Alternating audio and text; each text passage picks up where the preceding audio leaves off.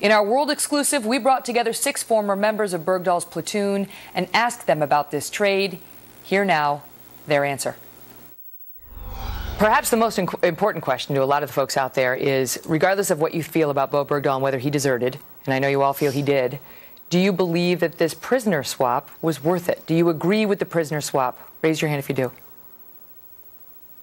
Wow. Not one of you supports it. Why not? Those are very bad people. They're not an office clerk. They don't, just because they go away for a while, they're not going to stop what they're doing. They continue to do it, and they will always continue to do what they do. I think their resolve's only going to be harder now by being in Gitmo for 10 or 12 years. You think they're all of a sudden going to be like, oh, well, we like the United States now because they let us free, but, you know, they held us prisoner for 12 years. You're very focused on them, but the president keeps reminding us that we're talking about an American soldier, and we leave no man behind. I think we can all agree, though, that within a year, they're going to be back in Afghanistan, essentially destroying everything that we've worked, and the whole military has worked to build up since the wars in Afghanistan began. They're going to go back. There's other ways to get them back besides trading 5 hardcore prisoners out of Gitmo. I mean, you could do missions. I mean, I don't know. I'm not the one. There was some talk about money. But either way, I mean, even if it's money or prisoners, I can't really remember us doing that in the history of our country, and it doesn't matter what another country does. Well, does it matter to you? Because some of the president's defenders have said by the time they get out from their custody in Qatar, where Qatar's supposed to be watching them for a year, the war in Afghanistan will technically be over, even though we'll have a reserve force there. And the bottom line is these guys terrorized the Afghan people. It's not like they're just terrorizing Americans. So even if we're not even in Afghanistan, they're going to go right back. They're going to go back to Afghanistan and continue to terrorize the people who live there. What does it make you feel, as guys who went over there to fight for this country and actually, were fighting the Taliban, to see these leaders get let back out? I mean, I don't know what that must feel like. And I can't speak for any of them, but myself personally, I never would ever expect for somebody to trade my life for prisoners, ever. Never. You would not, if you had been the one in captivity. I think we probably have all, after this happened, talked to our families and said, look, if that was me, you can go ahead and leave me there, because I signed on the line to die for my country. Yep. I mean, I deployed not expecting, knowing that I could die. If I got captured and you're going to release 5 high-level Taliban leaders, be like, no, I'll go. I'm just one guy. I'm just one dude. No one cares about me. A lot of people care about those guys, and they just let them go. You'd rather die in captivity and see those guys. I think every single one of us would say that. And who's to say, even if they're in Qatar and they're not in Afghanistan now, and they're not directly doing something, who's to say that they're not passing notes or passing orders or passing recruitment things or, whatever? Just because they're in a different country doesn't mean they can't affect something else in another country. Time magazine had an interview with the Taliban leaders out there, and they said, and this is just posted, that said, yes, this absolutely will encourage us, and now we realize how valuable our little bird was, and we'll look forward to taking more men perceived to be important, like this soldier. I mean, as soldiers yourselves, that's got to be somewhat chilling. Definitely. Puts a price on people, soldiers, Marines, any armed forces that are deployed, puts a price on their head. But how do you feel about the fact that the military sanctioned this? I mean, it's not like Barack Obama went off and did this completely on his own. He had the advisors, around him supporting it. Yeah, I know that, he is an American.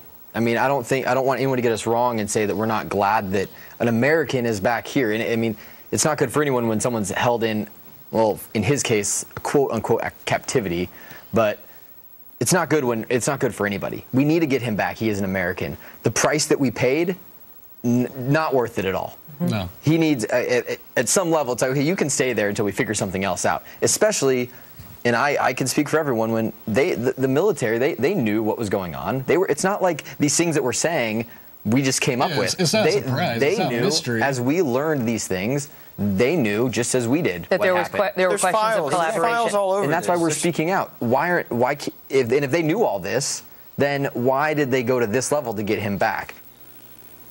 I want to start with you, Evan Buteau, because you were the former sergeant. You were the team leader of the team that Bergdahl was on. What do you make of this latest reporting by James Rosen that he had converted to Islam, that he fraternized openly with his captors, and declared himself a warrior for Islam, at least by August of 2012? Well, initially after he left, we knew that he had deserted. We knew that he was trying to find the Taliban, or trying to find someone who could speak English so he could talk to the Taliban. I mean, that was known to us at the time when we were on the ground right after he left. But trying to find somebody who speaks English and can connect him with the Taliban could mean, he had some God complex, he wanted to go solve the war. It doesn't necessarily mean he's getting ready to go collaborate with the enemy against the United States. Exactly, and at this point, we're still going to have to listen to his side of the story at some point. I think that's right now, America wants to hear what he has to say. Now, we can prove that he deserted in an attempt to find the Taliban, whatever his motives were. You have no question about that in your mind? I have no question about that in my mind. None of us have it. Raise your hand if you think he deserted. Wow. Raise your hand if you have some question about whether he deserted. Wow. All right, go ahead, finish your point. So, once he got with the Taliban and got connected with them, at that point, what happened after that, we don't know, and we're going to have to wait for his answers. Now, what's coming out now about him converting to Islam and those things, we all heard those reports too. We were all still in the army and everything. And so there was some word of this while in Afghanistan, and then when you returned home. Yeah, I personally remember hearing reports like this, yes. Whether it was reported on the news really subtly and no one ever really grasped onto it, I can't remember. I heard these things, or whether it was just through the rumor mill. But clearly, and now that these documents are out, there's just still no way to prove it. Exactly. And there's no way I could say that because I wasn't there. But when you think of him in captivity for 5 years, and you see that video of him coming home, the Taliban released it. It's a propaganda piece, but nonetheless, it shows him. Do you think this is what I would have done too, what I had to do to survive, even if it had involved saying I'd converted to Islam and took up arms against the United States? What do you guys think when you see that? No, definitely. Maybe 5 days. I would have done everything I had to do, cursing them, trying to escape, swinging on them, trying to steal a gun, shoot them. I'm not going to be a propaganda piece so my family can see me on the internet. You're Cody Full, you're a former specialist, and you were his roommate prior to deployment. Yes, in Fort Richardson. Another thing I keep hearing is, what were his motives for deserting?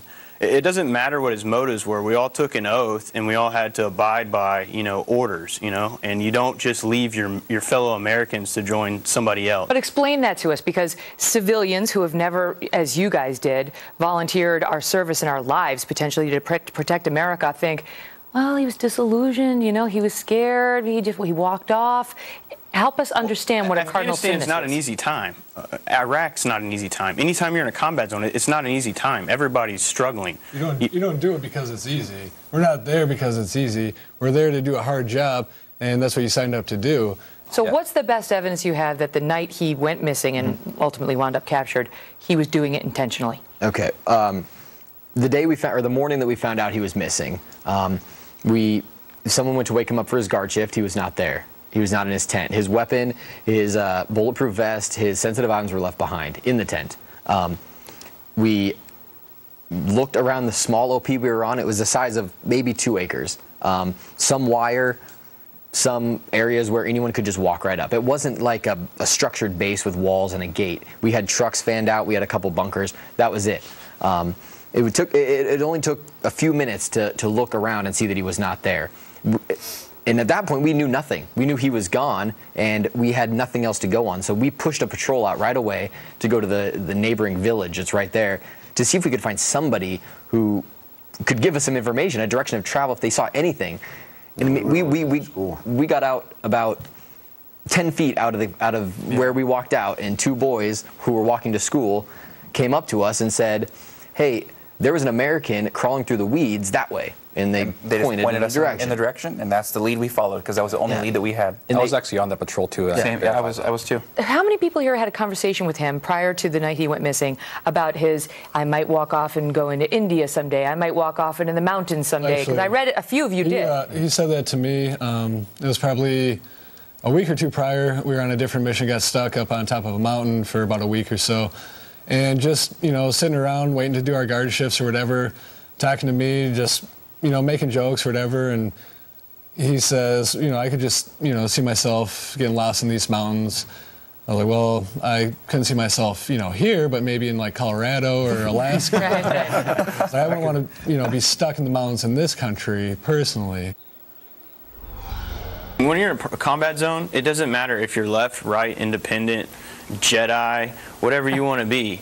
Okay, the only thing that matters is you have an American flag on your shoulder, and he's my brother, he's my brother, he's my brother. We're all going to ride together. We're all going to die together. And he, I guess, for whatever reason, I don't know how he felt about us, but we would all die for him. Let's just set this up. It's gone from they told you couldn't talk, then you decided to talk when they started to say their version, and now that you've started to talk, you've got administration figures calling you swift boaters and psychopaths. Who would like to take that? Frankly, I'm kind of flattered that they're actually acknowledging us. Yeah. It shows that we're kind of making a point here, and that's very important to what we're trying to portray, our message. But to jump to conclusion to say that he was directly responsible for those deaths, that's Of the guys who were looking for him. I need a little bit more evidence to actually to say that. Now, at the same time, they all were. When Bergdahl left, and we knew that he then was trying to find someone who spoke English so he could talk to the Taliban, and we knew that he was then trying to make connections with them. I mean, the mission changed. I mean, just Bergdahl leaving, the whole mission changed. It went from our hearts and minds, just going to villages, trying to find the Taliban and helping people, to a search. We got to search for this guy. This is a big deal. It changed everything. When If it's 2 weeks, 3 weeks, or 4 weeks. When you saw him get onto the helicopter the other day, you saw that video. Do you remember that? How did you feel when you saw that? When I saw him, I said, "Wow, he looks pretty good." We looked a lot worse than that when we were out there looking for him. I mean, it was kind of funny to me. And then after watching the whole video, it was a little uneventful. They just handed him over. But them saying that, you heard that he was sickly and stuff. I want to ask you, though, about, with the attacks on you, because you were asked by the Army to sign the non-disclosures. And you guys are servicemen. You do what you're asked. So you signed them, right? What made you speak out? Was there something that upset you?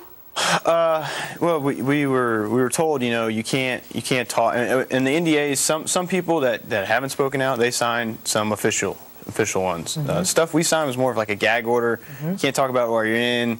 Probably shouldn't talk about it until he gets home. So why'd you do it? Why did you feel the need to speak out now? The truth needs to come out. He's not a hero. Needs to know exactly what happened, why it happened, and what did you think when you saw the president with his parents in the Rose Garden? I don't even know what to think on that. I mean, we were all in the Army. Yeah, so it was hard to watch that. It was hard. I had to leave the room. Yeah. Wow. We were all in the Army, and if he makes a mistake, if Matt makes a mistake, they do something that violates the military justice code, they get held accountable, whether it be a court-martial, field grade Article 15, company Article 15, whatever that may be, they get held accountable. It's not fair to the men that have served this nation honorably and done the right thing, made mistakes maybe, got punished for it, came back from it, and did even bigger and greater things, to have him do something completely wrong, which is desertion, and come back labeled as a hero and not be punished at all. What do you make, because we talked before the segment started about Susan Rice saying he served with honor and distinction. Yeah. These guys are not big fans of that comment. Well, I'll synopsize it this way. But then Jay Carney was asked to explain that, and here's what he said.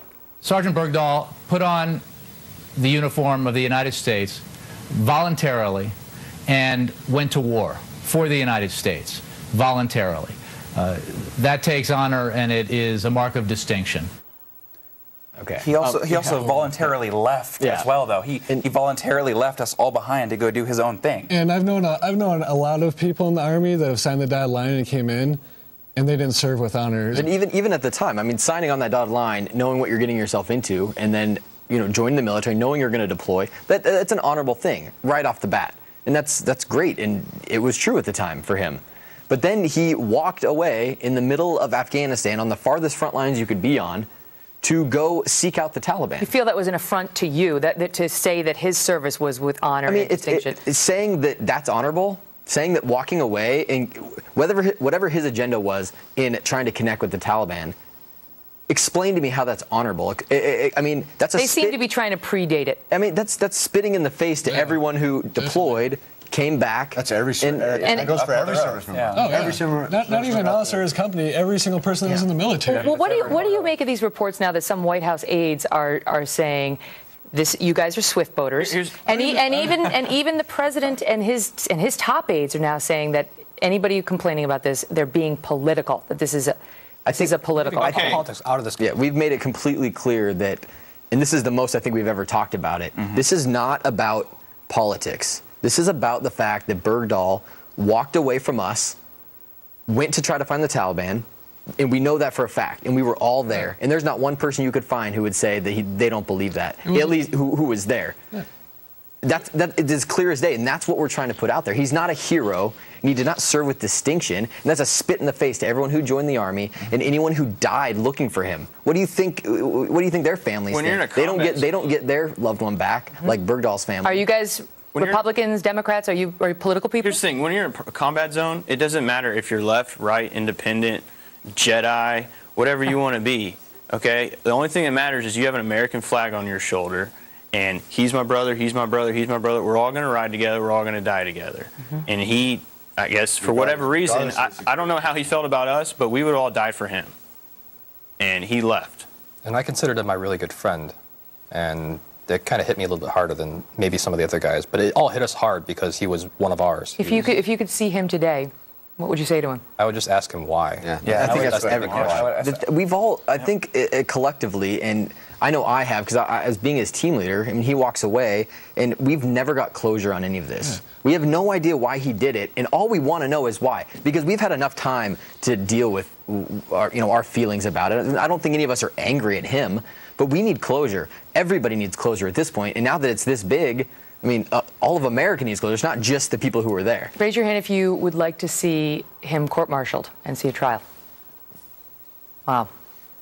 And at the same time, just getting his perspective and what he's going to say now and what he thought. Okay, well, you don't go up to a murderer and ask him, oh, did you do it? Oh, well, no, I didn't. Oh, okay, then you're free to go. Yeah.